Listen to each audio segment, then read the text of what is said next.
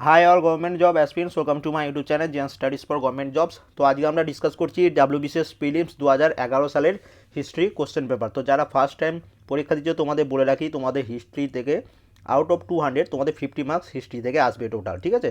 এবং হিস্ট্রিতে WBCS prelims pass করতে গেলে হিস্ট্রিতে মিনিমাম তোমাদের আউট অফ 45 প্লাস তোমাদের স্কোর করতেই হবে, কারণ খুব ইজি প্রশ্ন এবং প্রিভিয়াস ইয়ার থেকে প্রচুর পরিমাণ রিপিট হয়, ঠিক আছে। কোশ্চেনটা শুধু একটু ঘুরিয়ে দেয়।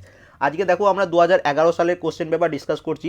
তো 2011 সালের কোশ্চেন পেপার ডিসকাস করতে করতেই বুঝতে পারবে যে কত প্রিভিয়াস ইয়ার কোশ্চেন এরা রিপিট করছে। ফার্স্ট কোশ্চেন দেখো, এবং বলে রাখি 2006 সাল থেকে 2010 সাল পর্যন্ত আমাদের কমপ্লিট হয়ে গেছে। যারা দেখোনি এই ভিডিও ডেসক্রিপশনে প্লে লিস্ট দিয়ে রাখবো, সেখান থেকে দেখে নেবে, ঠিক আছে। আগে এটা দেখে নাও, এবং এর সাথে আমি কিছু এক্সট্রা ডিটেলস বলবো যেগুলো তোমাদের পরীক্ষায় খুব কাজে লাগবে, দেখবে। তো ফার্স্ট কোশ্চেন দেখো, জালিয়ানওয়ালাবাগের হত্যাকাণ্ড কত সালে হয়েছিল।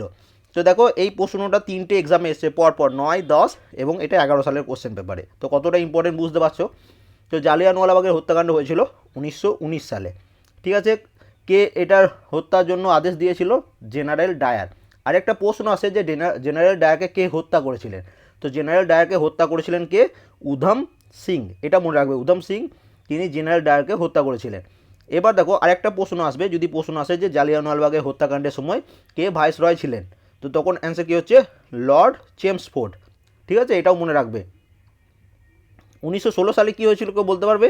তো 1916 সালে কী হয়েছিল? পুনা প্যাক্ট বা পুনা চুক্তি যেটাকে বলা হয়। তো পুনা প্যাক্ট 1916 সালে হয়েছিল। কাদের মধ্যে হয়েছিল? ইন্ডিয়ান ন্যাশনাল কংগ্রেস এবং মুসলিম লীগের এটা একটা যৌথ অধিবেশন হয়েছিল 1916 সালে, এটা মনে রাখবে। ইয়ং বেঙ্গল আন্দোলনের প্রধান প্রেরণদাতা কে ছিলেন? তো দেখো ইয়ং বেঙ্গল আন্দোলনের প্রধান প্রেরণদাতা ছিলেন ডিরোজিও, ঠিক আছে। এটা মনে রাখবে, খুব ইম্পর্টেন্ট। 3 নম্বর প্রশ্নে চলে আসি। সাইমন কমিশনের প্রতি ভারতীয়রা অসন্তুষ্ট ছিল, এর কারণ কি? তো এর কারণ হচ্ছে এই কমিশনে কোনো ভারতীয়কে সদস্যরূপে নেওয়া হয়নি, তাই সাইমন কমিশনের প্রতি ভারতীয়রা অসন্তুষ্ট ছিল। 4 নম্বর প্রশ্নে চলে আসি। দেখো কোশ্চেনটা একটু ঘুরিয়ে দিয়ে দিয়েছে। লক্ষণ সেনের আমলে কোন মুসলমান আক্রমণকারী বাংলা জয় করেছিলেন? তো দেখো এই প্রশ্নটাই 2009 সালে এসেছিল, যে বখতিয়ার খিলজি তিনি বাংলা আক্রমণ করেছিলেন কত সালে, ঠিক আছে। বাংলা আক্রমণ করেছিল কত সালে? 1202 এবং 1206 মধ্যে। সবাই একটু কনফিউজ, তো তোমরা অবশ্যই কমেন্ট করবে কোনটা অ্যান্সার হবে। আমি আগের পার্টে 2009 সালে এটার অ্যান্সার দিয়েছিলাম, তো তোমরা এই পার্টে এটার অ্যান্সার দেবে। এবার দেখো আমি কিছু ডিটেলস লিখে রেখেছি এখানে কুতুবউদ্দিন আইবকের সম্বন্ধে। তো কুতুবউদ্দিন আইবক সম্বন্ধে আশা করি তোমরা সবাই পড়েছো। তো আমি যে ডিটেলসগুলো বলছি একটু দেখে নেবে যে মিলছে কি না। তো মনে রাখবে কুতুবউদ্দিন আইবক 1206 সালে দাস বংশের প্রতিষ্ঠাতা করেছিলেন তিনি। 2 নম্বর যেটা মনে রাখতে হবে যে তিনি লাখ বক্স নামে পরিচিত। থার্ড যেটা তোমাদের মনে রাখতে হবে সেটা হচ্ছে আজমিরে আড়াই দিন কা ঝোবড়া নির্মাণ করেছিলেন। ফোর্থ খুব ইম্পর্টেন্ট যেটা, বিখ্যাত সুফি সন্ত খাজা কুতুবউদ্দিন বখতিয়ার কাকির স্মৃতি উদ্দেশ্যে কুতুব মিনার নির্মাণ কাজ শুরু করেছিলেন। তোমরা একটু কমেন্ট করে দিও যে কুতুব মিনার নির্মাণ কাজ কে শেষ করেছিলেন, এটা তোমরা কমেন্ট করবে। আমি কিন্তু আগেও বলেছি। অধীনতামূলক মিত্রতা নীতি কে প্রবর্তন করে? এই প্রশ্নটা বারবার রিপিট হচ্ছে তোমাদের পরীক্ষার জন্য, খুব ইম্পর্টেন্ট। তো অধীনতামূলক মিত্রতা নীতি কে প্রবর্তন করেছিলেন, এটা তোমাদের বলতে হবে। তো 5 নম্বর প্রশ্ন, এখানে এটা অ্যান্সার কী হচ্ছে? অপশন সি, লর্ড ওয়েলেসলি তিনি অধীনতামূলক মিত্রতা নীতি প্রবর্তন করেছিলেন। এবং দেখো অপশন ডিতে যেটা রয়েছে ওয়ারেন হেস্টিং, ওয়ারেন হেস্টিংয়ের সম্বন্ধে কিছু ডিটেলস, যে তিনি মেন যেটা করেছিলেন দ্বৈত শাসন ব্যবস্থার অবসান ঘটিয়েছিলেন। দ্বৈত শাসন ব্যবস্থা কে শুরু করেছিলেন? রবার্ট ক্লাইভ, এবং অবসান করেছিলেন ওয়ারেন হেস্টিং। এবং তিনি হচ্ছেন, ওয়ারেন হেস্টিং হচ্ছেন বাংলার শেষ গভর্নর এবং বাংলার প্রথম গভর্নর জেনারেল। যদি প্রশ্ন আসে বাংলার প্রথম গভর্নর জেনারেল কে ছিলেন, তো ওয়ারেন হেস্টিং। যদি প্রশ্ন আসে বাংলার শেষ গভর্নর, শুধু গভর্নর, তো বাংলার শেষ গভর্নরকে, সেখানেও অ্যান্সার হবে ওয়ারেন হেস্টিং। এবং এইটুকু ডিটেলস একটু তোমরা এর জন্য মনে রেখো, ঠিক আছে। এবার চলে আসি সার্ভেন্ট অফ ইন্ডিয়া সমিতির প্রতিষ্ঠাতা কে ছিলেন। তো দেখো সার্ভেন্ট অফ ইন্ডিয়া সমিতির প্রতিষ্ঠাতা ছিলেন গোপাল কৃষ্ণ গোখলে। অপশন ডি হচ্ছে এটার অ্যান্সার। দিল্লির কোন সুলতান একটি অশোক স্তম্ভ দিল্লিতে নিয়ে এসেছিলেন? কোন সুলতান? তো এখানে এটার অ্যান্সার কী হবে? অপশন ডি, ফিরোজ শাহ তুগলক তিনি একটি অশোক স্তম্ভ দিল্লিতে নিয়ে এসেছিলেন। এবার এখানে আমি কিছু ডিটেলস বলে রাখবো, সেটা তোমরা একটু নোট ডাউন করে নিতে পারো আলাউদ্দিন খলজির সম্বন্ধে। তো দেখো এখানে আলাউদ্দিন খলজি সম্বন্ধে আমি কিছু ডিটেলস বলে দিচ্ছি যেটা তোমাদের কাজে লাগবে। তো আলাউদ্দিন খলজির আসল নাম হচ্ছে আলী গুরসুফ। এই প্রশ্নটাও এসেছে তোমাদের পিএসসির পরীক্ষায়। সেকেন্ড, যেটার জন্য তিনি ফেমাস ছিলেন সেটা হচ্ছে রেশন ব্যবস্থা চালু করেছিলেন। থার্ড, বাজার দর বা বাজার মূল্য নিয়ন্ত্রণ করেছিলেন। ফোর্থ, তিনি যেটা করেছিলেন দাগ ও হুলিয়া পদ্ধতি চালু করেছিলেন। এবং ইলতুৎমিশ যে ইকতা প্রথা শুরু করেছিলেন সেটা আলাউদ্দিন খলজি বন্ধ করেছিলেন। এই প্রশ্নটাও আসতে পারে তোমাদের যে ইকতা প্রথা কে বন্ধ করেন? আলাউদ্দিন খলজি। এবং তাকে দ্বিতীয় আলেকজান্ডার উপাধিও তিনি নিয়েছিলেন। দ্বিতীয় আলেকজান্ডার, আলাউদ্দিন খলজি দ্বিতীয় আলেকজান্ডার উপাধি নিয়েছিলেন। এবং আমির খসরু হচ্ছেন আলাউদ্দিন খলজির সভাকবি। তো এগুলো তোমরা আশা করি সবাই জানো। পরের প্রশ্নে চলে আসি, গদর পার্টি কোথায় গঠিত হয়েছিল? তো দেখো গদর পার্টি, এই প্রশ্নটা কতবার রিপিট হয়েছে তোমরা দেখতে পাচ্ছ। তো 1913 সালে সান ফ্রান্সিসকোতে গদর পার্টি প্রতিষ্ঠা হয়েছিল। এবার যদি প্রশ্ন আসে যে গদর পার্টির প্রতিষ্ঠাতাকে, তো এখানে সবাই কনফিউজিং, কারণ বেশিরভাগ অপশনে যেটা থাকে লালা হরদয়াল, এবং লালা হরদয়াল ছাড়াও আরেকজন ছিলেন, তিনি হচ্ছেন সোনাল সিং ভাকনা। তো তোমরা তোমাদের মধ্যে একজনকে কমেন্ট করেছিল যে কোনটা অ্যান্সার হবে। তো যদি সোনাল সিং ভাকনা অপশনে থাকে তাহলে সেটা অ্যান্সার হবে, আর যদি শুধু লালা হরদয়াল থাকে তো লালা হরদয়ালই এটার অ্যান্সার হবে। ঠিক আছে, 9 নম্বর প্রশ্নে চলে আসি। দেখো, ইস্ট ইন্ডিয়া কোম্পানি কার রাজত্বকালে ভারতে প্রথম বাণিজ্য কুঠি নির্মাণ করেছিলেন? তো ইস্ট ইন্ডিয়া কোম্পানি জাহাঙ্গীরের সময় প্রথম বাণিজ্য কুঠি নির্মাণ করেছিলেন। ঠিক আছে, কার সময় যদি প্রশ্ন আসে, তো জাহাঙ্গীরের সময় প্রথম বাণিজ্য কুঠি নির্মাণ করিয়েছিলেন। এবার জাহাঙ্গীর সম্বন্ধে একটু ডিটেলস। তো প্রথম যেটা তোমাদের জানতে হবে যে জাহাঙ্গীর কী নামে পরিচিত? তো জাহাঙ্গীর সেলিম নামে পরিচিত, এটা ফার্স্ট তোমাদের জানতে হবে। এবং দেখো জাহাঙ্গীর কি করেছিল? পঞ্চম শিখ গুরু অর্জুন দেবকে হত্যা করিয়েছিলেন। ঠিক আছে, এটাও তোমরা মনে রাখবে। এবং তিনি তামাকের ব্যবহার বন্ধ করিয়েছিলেন। তারপরে দেখো, এবং এই যে প্রশ্নটা এসছে যে কোন কোম্পানি কার রাজত্বকালে ভারতে প্রথম বাণিজ্য কুঠি স্থাপন করে? তো প্রথম জেমস ক্যাপ্টেন হকিন্স ও স্যার টমাস রো জাহাঙ্গীরের দরবারে পাঠিয়েছিলেন ইংরেজদের জন্য ব্যবসার ক্ষেত্রে বিশেষ কিছু ছুট পাওয়ার জন্য। ঠিক আছে, তো এই প্রশ্নটা এখান থেকে এসছে। জাহাঙ্গীর আরেকটা কী করেছিল? জাহাঙ্গীর কাশ্মীরে শালিমার বাগ উদ্যান এবং আগ্রাতে ইতামদুল্লাহ সমাধি তৈরি করেছিল। এবং মোস্ট ইম্পর্টেন্ট যেটা, সেটা হচ্ছে দুআবসা ও সিয়াবসা তিনি তৈরি করেছিলেন। দুআবসা সিয়াবসা কে তৈরি করেছিলেন যদি প্রশ্ন আসে, তার তখন কী হবে? জাহাঙ্গীর। তো এগুলো হলো জাহাঙ্গীরের সম্বন্ধে ডিটেলস।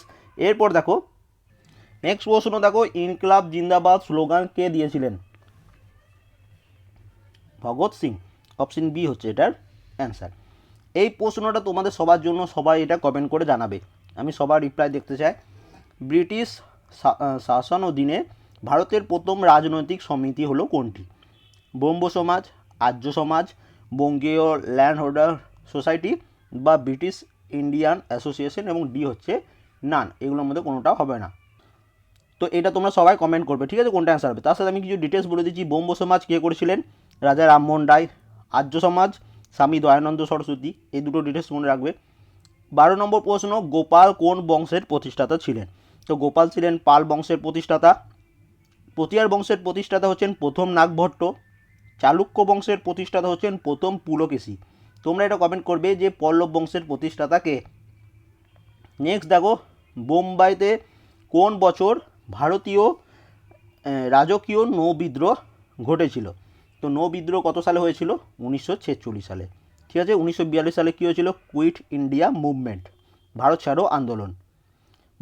মুর্শিদ কুলি খাঁ ঢাকা থেকে তার রাজধানী কোথায় স্থানান্তরিত করেছিল? তো দেখো মুর্শিদ কুলি খাঁ ঢাকা থেকে তার রাজধানী স্থানান্তরিত করেছিল মুর্শিদাবাদে। 1857 সালের বিদ্রোহে কোন ভারতীয় শাসক বন্দী হয়েছিলেন? তো 1857 সালের বিদ্রোহে বাহাদুর শাহ জাফর তিনি বন্দী হয়েছিলেন। কোন বছর কলকাতা বিশ্ববিদ্যালয় স্থাপিত হয়েছিল? তো কলকাতা এটা 2-3 বছর রিপিট হচ্ছে। 1857 সালে কলকাতা বিশ্ববিদ্যালয় স্থাপিত হয়েছিল। নিম্নলিখিত কোন ভারতীয় রাজ্য আকবর জয় করতে পারেননি? তো আকবর জয় করতে পারেনি কোন কোন রাজ্য? সেটা হচ্ছে আসাম। খুব ইম্পর্টেন্ট তোমাদের এটা পরীক্ষার জন্য। এবার আকবর সম্বন্ধে কিছু ডিটেলস বলছি যেটা তোমরা নোট ডাউন করে নাও।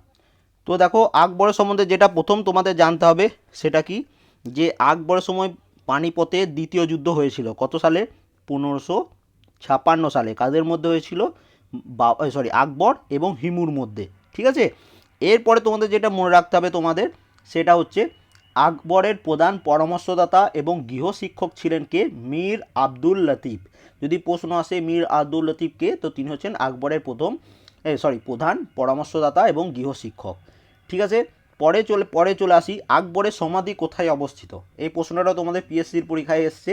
তো আকবরের সমাধি আগ্রার কাছে সিকান্দ্রা বলে জায়গাতে অবস্থিত। আকবর নেক্সট কী করেছিল, ফতেপুর সিক্রি শহরটি তার রাজধানী স্থাপন করেছিল। ঠিক আছে, ফতেপুর সিক্রিকে স্থাপন করেছিল যদি প্রশ্ন আসে, কে করেছিল, আকবর। এবং তিনি প্রথম সতীদাহ প্রথা রদ করার চেষ্টা চালিয়েছিল।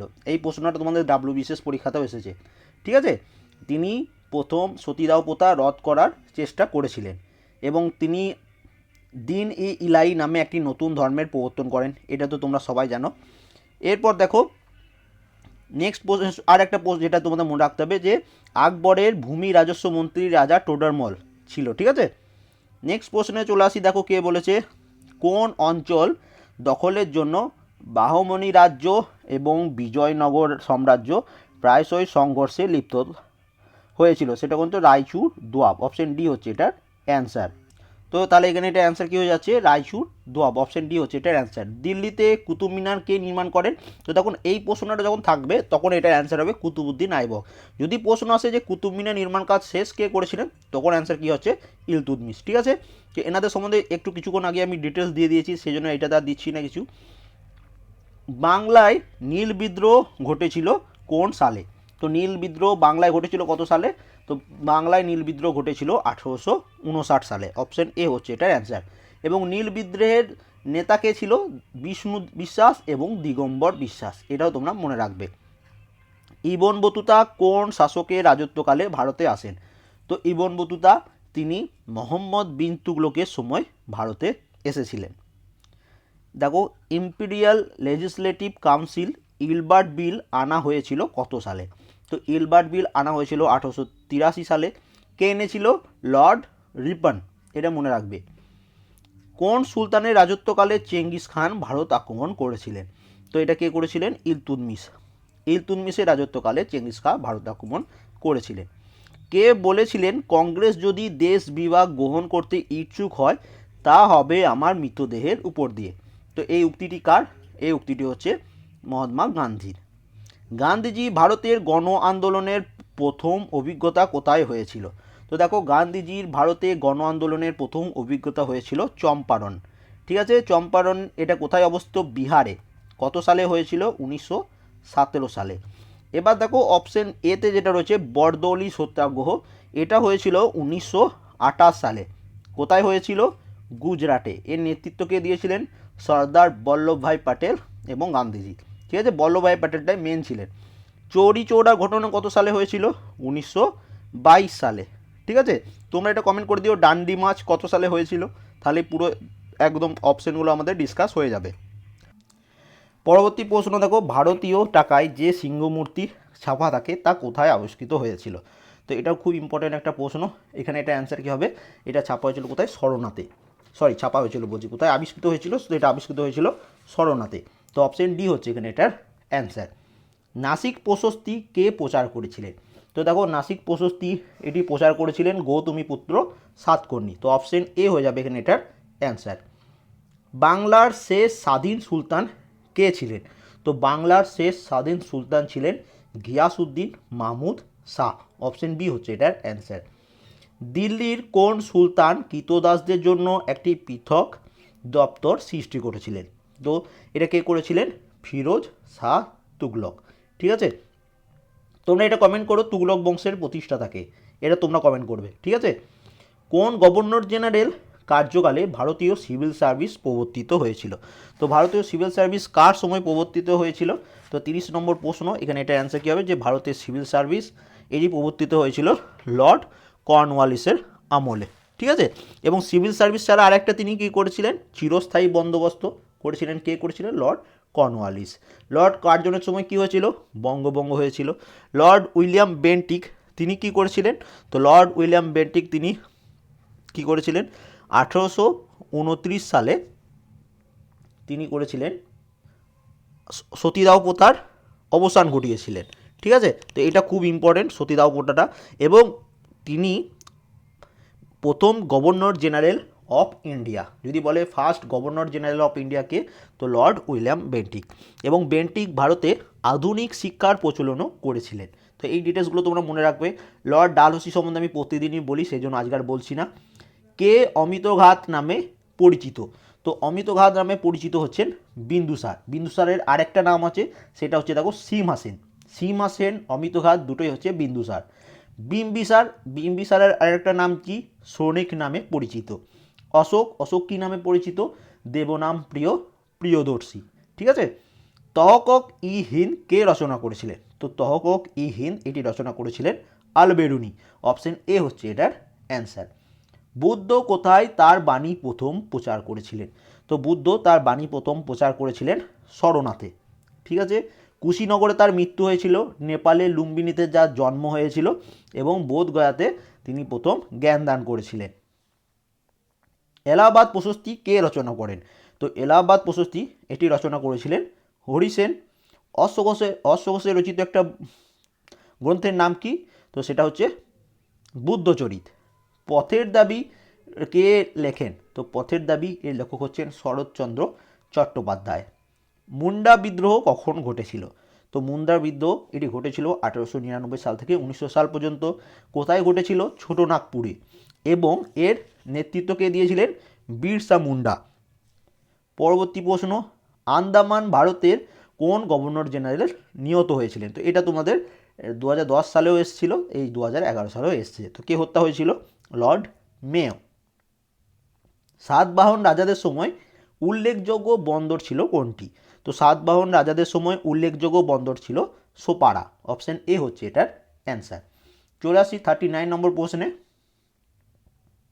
কাকে বলা হয় ভারতীয় রেনেসাঁসের ভোরের শুকতারা? তো এটাও 2-3 বার রিপিট হয়েছে প্রশ্নটা। তো এটা বলা হচ্ছে রাজা রামমোহন রায়কে। অপশন বি হচ্ছে এটার অ্যান্সার। দিন ই ইলাহি কে প্রবর্তন করেন? তো কিছুক্ষণ আগেই তোমাদের আমি সম্রাট আকবরের সম্বন্ধে ডিটেলসগুলো বলছিলাম, সেখানেই বলেছিলাম যে সম্রাট আকবর তিনি দিন ই ইলাহি প্রবর্তন করেন। লৌহ মানব কাকে বলা হয়? তো লৌহ মানব বলা হচ্ছে সর্দার বল্লভভাই প্যাটেল। ভারতীয় জাতীয় কংগ্রেসের প্রথম মুসলিম সভাপতি কে ছিলেন? তো দেখো জাতীয় কংগ্রেস থেকে এই মানে সব থেকে বেশি পরীক্ষার প্রশ্ন তোমাদের এই ডাব্লিউবিসিএস পরীক্ষায় আসে। তো আমি আরেকবার পুরো ডিটেলস তোমাদের বুঝিয়ে দিচ্ছি। ভারতীয় জাতীয় কংগ্রেস এটি প্রতিষ্ঠা হয়েছিল 1885 সালে।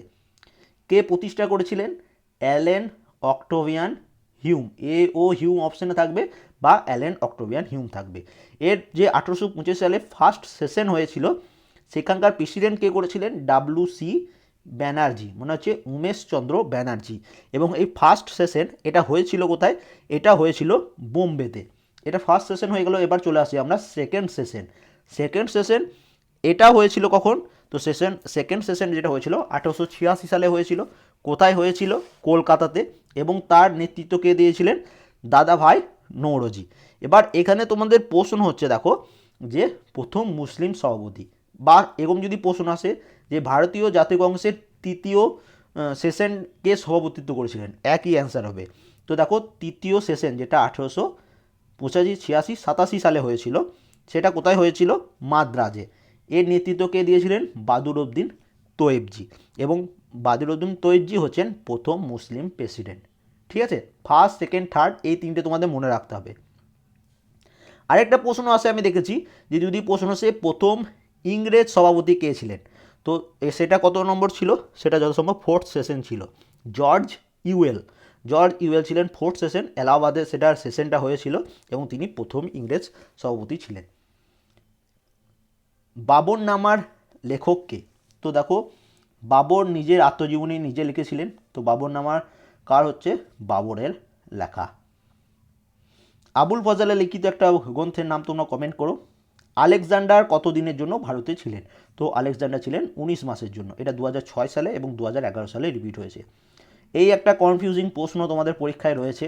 অল ইন্ডিয়া ট্রেড ইউনিয়ন কংগ্রেসের প্রতিষ্ঠাতা কে? তো দেখো এম.এন. যোশী এবং Lala Lajpat Rai both all India trade union কংগ্রেসের প্রতিষ্ঠাতা ছিলেন। লালা রাজপথ রায় তিনি প্রেসিডেন্টও ছিলেন। ঠিক আছে, তো এটা তোমরা একটু কমেন্ট করে জানিও যে কোনটা তোমাদের মনে হয় অ্যান্সার হবে। তো আমি অপশন অনুযায়ী যদি যাই তাহলে লালা রাজপথ রায় আমি এটা অ্যান্সার করব। তোমাদের কোনটা অ্যান্সার হবে বলে মনে হয় অবশ্যই কিন্তু কমেন্ট করবে, এবং প্রপার যদি কোনো বইয়ের সোর্স লেখা থাকে কোনো, সেটা কিন্তু কমেন্ট করবে। ঠিক আছে, পরে চলে আসি, ভারতের স্বাধীনতা প্রাপ্তির সময় ভারতীয় জাতীয় কংগ্রেসের সভাপতি কে ছিল? তো ভারতের স্বাধীনতা প্রাপ্তির সময় জাতীয় কংগ্রেসের সভাপতি ছিলেন আচার্য জে.বি. কৃপালিনী। অপশন সি হচ্ছে এটার অ্যান্সার, এবং এটা হচ্ছে মিরাট সেশন। এই সেশনটা হয়েছিল মিরাটে।